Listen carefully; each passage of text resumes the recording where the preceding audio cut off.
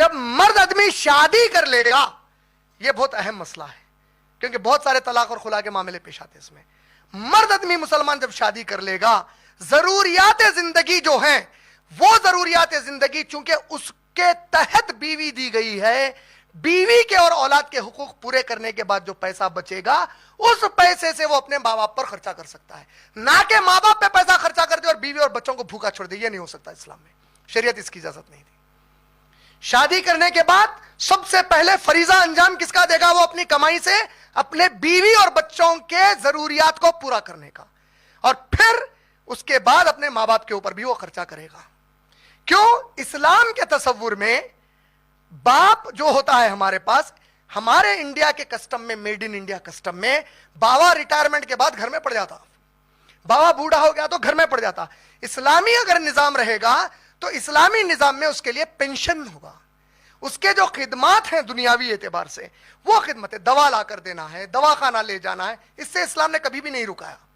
لیکن اس پہ جو مال خرچ کرنے کا جب مسئلہ آئے گا، اگر میں اتنا کماتا ہوں کہ اس سے میں اپنے بیوی بچوں کے ضروریات پورے نہیں کر سکتا، جبکہ میرے باپ کو پینشن بھی آتا ہے یا اس کے پاس دوسرے بھی ضروریات کرنے کے پورے اپنے طریقے ہیں، اب میں اس پیسے سے ادھر نہیں دے سکتا. ہاں، اگر ایسا ہے کہ بابا کے پاس بھی، اماں کے پاس بھی کوئی چارہ نہیں ہے، میری بیوی بچوں کے پاس بھی کوئی چارہ نہیں ہے، تو میں انصاف یہ کروں گا کہ اس طریقے سے اس کو بانٹنے کی کوشش کروں گا کہ اگر پورے نہ صحیح، تھوڑے ہی صحیح، لیکن دونوں کے بھی ضروریات پورے ہوں. کوشش یہ کروں گا کہ جلد سے جلد ان کے معاملے کو حل کروں. یہ معاشرے میں ہمارے معاملہ کیوں آتا؟ کیونکہ ہمارے جو حاکم ہیں یہ چور اور ڈکیت ہیں، یہ ڈاکو اور چور ہیں، مسلمانوں کا پیسہ کھا کر ان کی اپنی زندگیوں کو گزار رہے ہیں. اگر یہ وہ کام نہ کریں تو جو غریب مسلمان ہے اس کو یہ مسئلہ ہی پیش نہیں آتا کہ میرے بابا اماں کو کھلانے کے لیے کچھ بھی نہیں ہے، کیونکہ مسلمان کی اوقاف کی جائیدادوں سے، مسلمان کو جو مائنورٹی اسکیم سے پیسہ آتا ہے وہ اتنا پیسہ آتا ہے ماشاءاللہ سے کہ اس کو کہیں اور جا کے جو ہے کسی سے بھیک مانگنے کی ضرورت نہیں ہے، اور یہ جملہ بولنے کی ضرورت نہیں ہے کہ میرے پاس پیسے نہیں ہیں.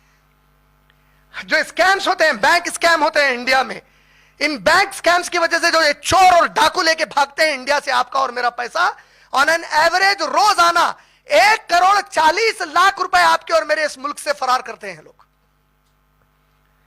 تو یہ چوری کا جو نظام ہے، یہ نظام کی وجہ سے پوری مصیبتیں آتی ہیں. لیکن شرعی طور پر جو میں نے بتایا، خاندانی نظام کے اندر یہ باتوں کا ذہن میں رکھنا ضروری ہے.